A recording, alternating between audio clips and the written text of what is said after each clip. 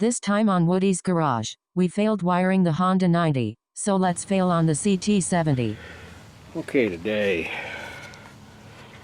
taking a few rides on the S90, but I want to start toying around with the electrical system on the CT70. Why? Because I think the wires are just sticking in there. I don't think they hitched up to anything. And I just ordered a switch, dimmer switch that goes up here, and so we can get some lights going here. Now, I've been running this thing jumped like this. That is, let me put on my glasses. That is black wire, I think a black wire, or is it a green? Yeah, it looks like a black and a black. Then you got a blue. If you jump them like this, and you don't need a battery. But we're going to hitch up the power supply so we can see if we can get the headlight going, tail light. Actually, I want to put this headlight on because it has a speedometer. This one does not. It's in much better shape. Although I think eventually Dr. ATV has some red like this shells for only 10 bucks. I'm going to score one of those. Might even buy one today. This is the same headlight assembly as I have in the S90. And yes, nothing was hitched up. Any wires coming through there. I got it unbolted.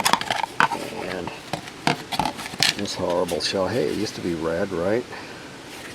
Let's buff it out. Yeah, so this is what we got for a cluster. This is the frame harness is what we're going to call it because it comes through the frame. We got some wires from the horn. We got some wires from the front brake. So we got a front brake switch light, I guess. But you know, now that we got the headlight off, I kind of want to go back to the acetone and get this stuff off. God, I hate using that shit again. It was a good opportunity, so let's do it. Yeah, this is really slow going on this. I did the front end with gas and like very fine steel wool, so it's not going to come out as good as the frame did. But yeah, what a pain in the butt to get this off. But I'm going to keep at it. Okay, I'm going to take a break from that breathing that crap and move back onto the electricity. Now we got a red and white here. That's your hot. At least I'm 90% sure.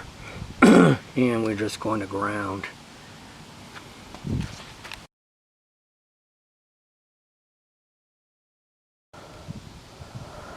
Schematic.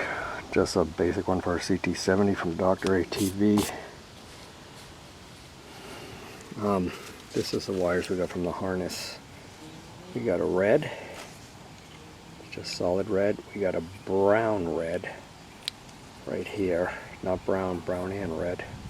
We got a green, we got a green red, and we got a green yellow. And I'm not seeing all of these in this, but I'm seeing some of them. So the first thing I want to do is see if we can make the headlight light. Okay, we got the voltmeter hitched up because we had no luck with the headlight, and not one of these is showing any juice.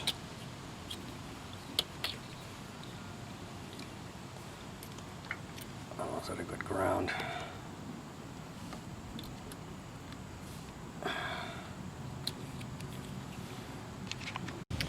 Schematic shows a red wire and a blue wire. Blue is being the negative. This goes to the switch. So instead of going to the ground, I want to go to the switch. Positive and the blue both go to the switch. So let's see if we got anything up front with that.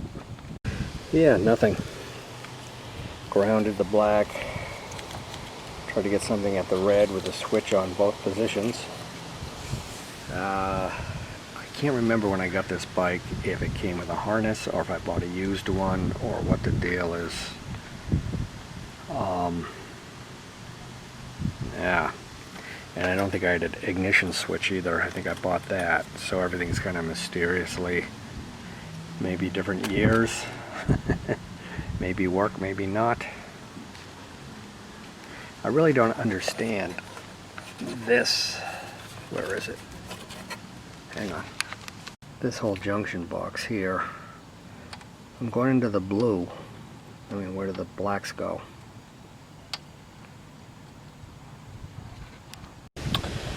So I took a break and I went looking for a better wiring diagram. This was done by John Pardue. This guy knows his crap. Gives you switching combinations. Showed me right away that the brown switch is what is hot. This is the first page, just with the color coding. This is the second page. It kind of explains what the switch combinations do. The difference is those lines are just like how it connects once the switch is switched. And the last page, I didn't really gawk at too much, but kind of how it works with the charging system. So, with this in mind, I'm going to see what I can get out of this. Okay, we popped out the rubber plug so we could get a look at the back of the ignition switch, which is over here. And you see these wires are not connected to the switch. They have their own harness. You can see in there, I think. I want to get a really good look there. I'm really getting no electricity going through that switch. And the thing that sucks about this is this harness goes through here. It goes under the gas tank, which is a pain in the balls to put in. And then it comes up to make the connections. So it's a lot of work to get it out is what I'm saying, I guess. Maybe I'll go back to breathing acetone.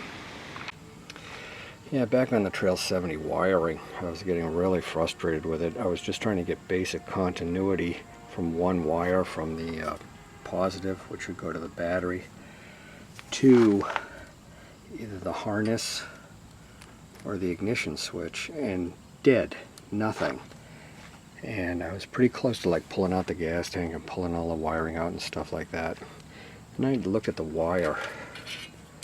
This wire, it had a different end on it. Let me see if I can find it. Well, I can't find it, but it was an old connector that had broken off, and there was just the neck part of it left that would crimp onto the wire. And it always looked like that was okay to me. But as soon as I cut it off and stripped the wire, suddenly things started to work. I mean, that's unbelievable. So, there's a heads up for me and for you. Alright, so what I'm kind of finding out by looking online and some help is that perhaps, or let's put it this way, the ignition switch has to work with the harness, and they changed over the years.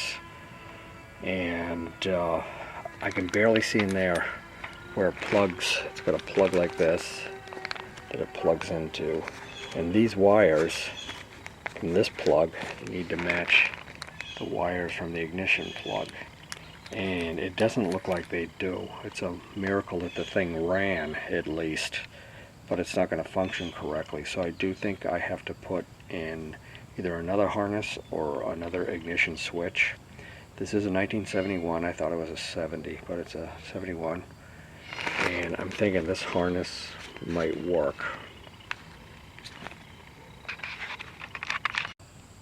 Update on the CT70. So I'm trying to get the wiring going, and what I found out is that I have a mismatch of a key switch and a harness, but I think I have the right harness. So we're going to have to yank the old one out and put in a new one.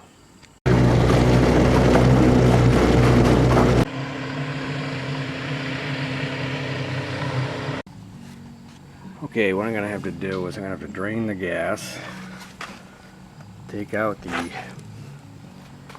battery tray, take off the seat. Zoom out a little bit here.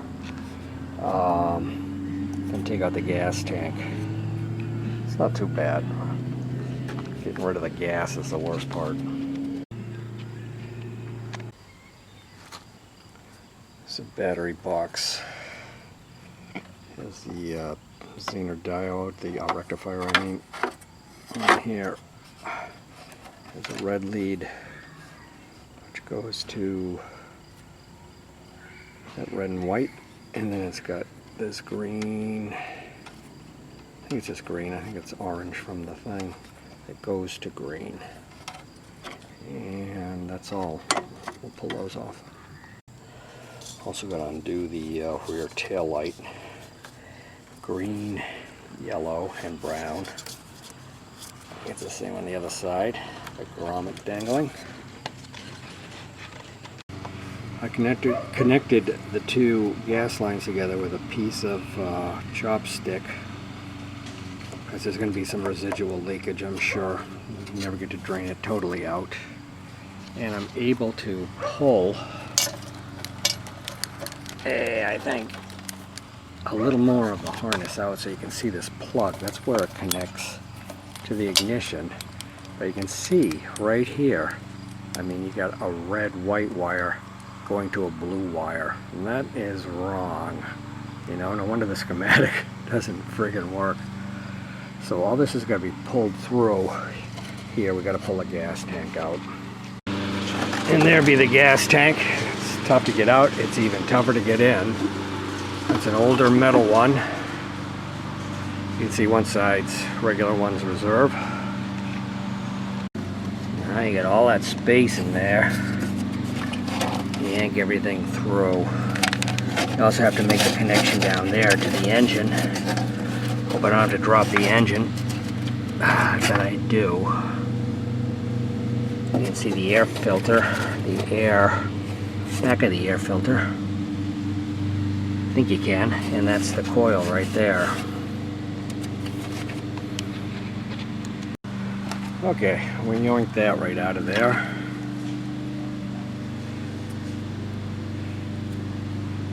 I don't know. The only thing that looks off is the black to a blue.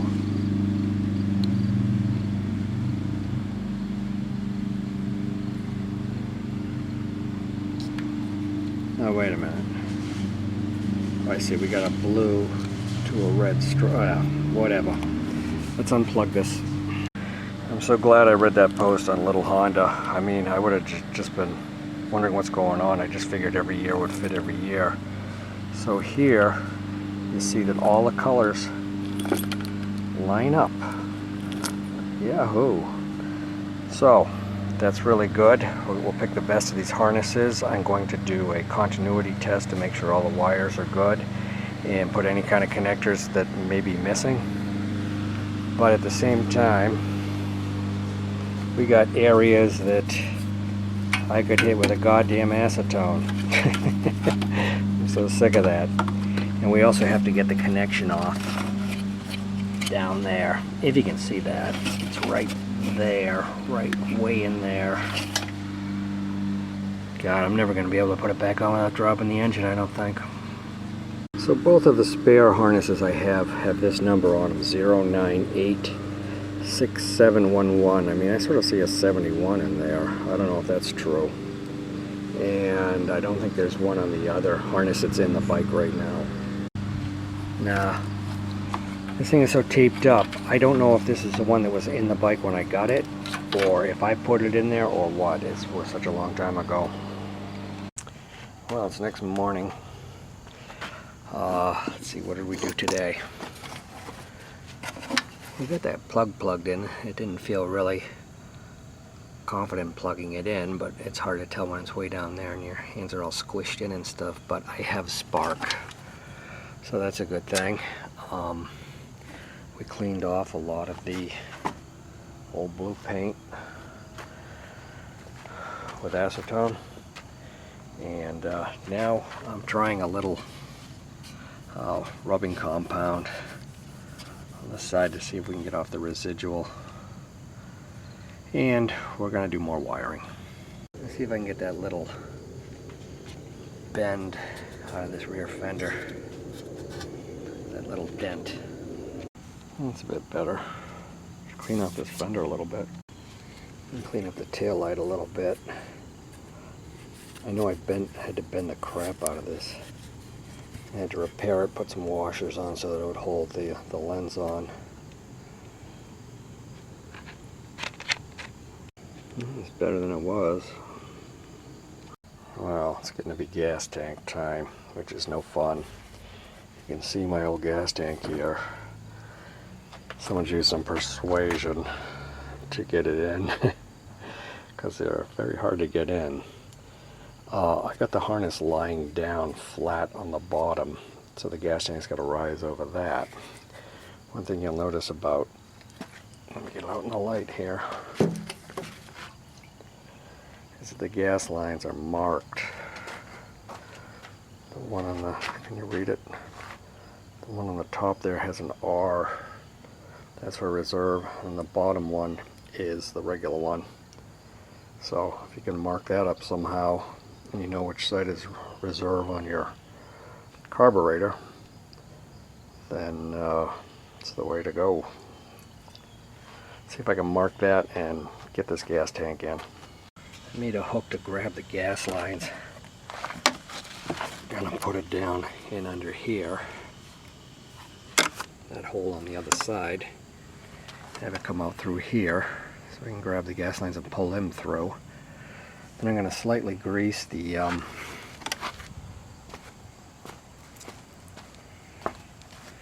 rubber ribs here so that that slides in a little better, so I don't have to pound on it. So the tank's going in easy. It's the gas lines that are a pain. Right now I got them tied. That's the only one that's leaking. That one's dry.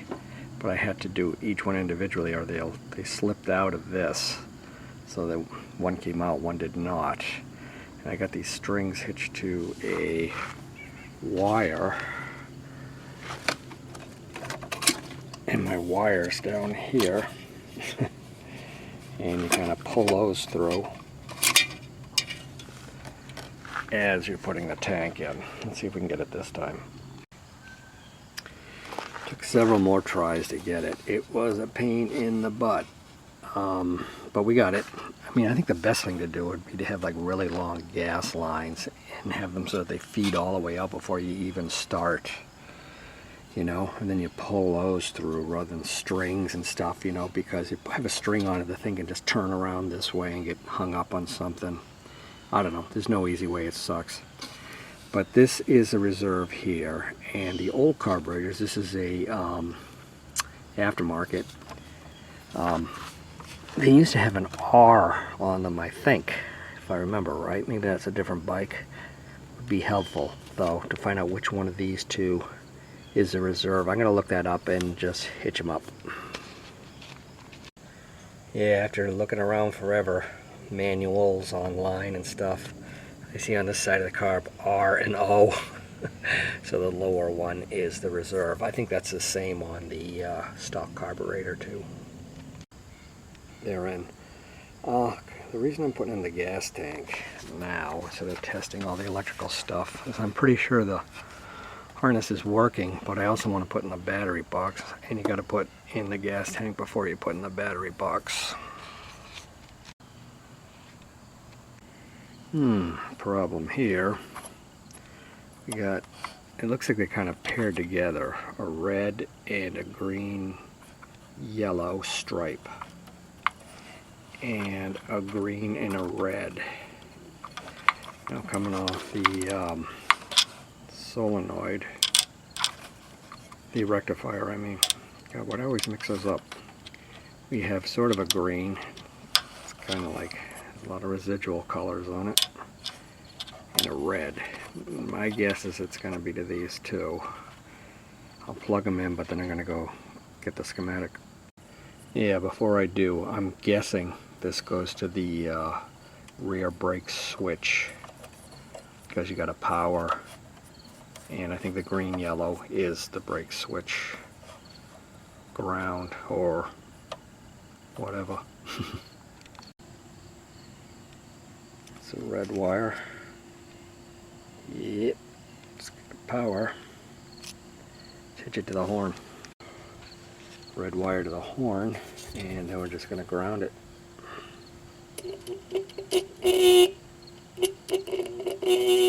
That's a fine sounding horn. Good.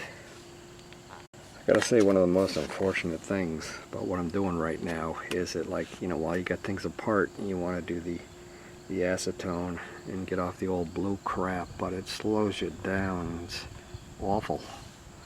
But it's like, you know, now that everything's off, it's the time to do it. Okay, here's the dimmer switch. You see that it has, the hot wire is the brown. And when it's in the second position, the brown wire goes to this dimmer switch. Now what that does is it goes between the white and the blue, which are the high and low beams of the headlight, and switches them on. So we're going to take the brown and we're going to plug it into the blue, and then we're going to plug it into the white and see if we have a headlight when we're on switch 2. Always make sure you're highly organized. Doesn't seem to be getting a lot of electricity flowing through, but you'll notice there is a glow on the parking light there. I'm using that to test right now. Now I had to go the ground straight to green. Well, that's a green and a yellow actually. Let me try that ground. Nothing. So the brown, let me get a better connection. Oh, we got a running light in the rear, if you can see that. Don't have a headlight. The brown and red, red striped wire up front doesn't seem to have any voltage to it. I'm going to try the front brake, because that's hitched up to the switch. No front brake switch, but I really don't know how this thing works in here. I assume something like the rear brake, something gets pulled, makes a contact, but ain't gonna mess with it right now. I have a dimmer switch coming. Should be here this week. The headlight, but no action on the headlight. So after all that, very little progress made, really. I couldn't even use that head shell, that bucket, because it wouldn't fit the headlight quite right, and I didn't want to split it, trying to jam it in. I got all the wires hanging out so I can still test it or whatever. Yes, I am pretty sure it's the right harness. I just don't know what I'm doing wrong. Like I said, I'm kind of frustrated about it, so